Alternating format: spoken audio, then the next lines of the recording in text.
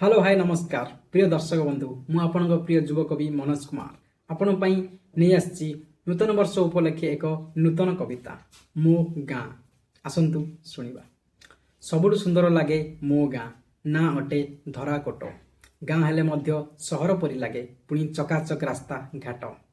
मंदिर मालिनी पुष्करणी और सबुज बन्यानी रे परिवेष्टित दूर सुंदर दिशे पहाड़ झरणा पुणी पर्यटक आत जात गाँव मध्य प्रसिद्ध प्रभु जगन्नाथ पुणी हुए रथ जात मने मोर टिके दुख रही जाए बेले बेले असुविधा यातायात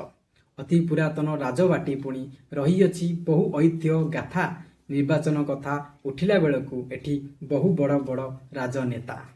पूर्वरे रही शिव मंदिर को पश्चिम रे कांठोलिया शांति झर उत्तर रे बहे ऋषुकुल्या नदी पुणी दक्षिण रे सुलिया पवन जे फर फर मने पड़ी जाए पिलादिन कथा खेली बुली एठी गाँ छाड़ी एवं सहरे रोची हेले मो मन रही सेठी आस बुली जीवा मो गाँ को दिने देखिब बहुत किछि सबुज सुंदर भरा मो गाँ पुणी शांतिझर नामे पर्यटन स्थली रही अछि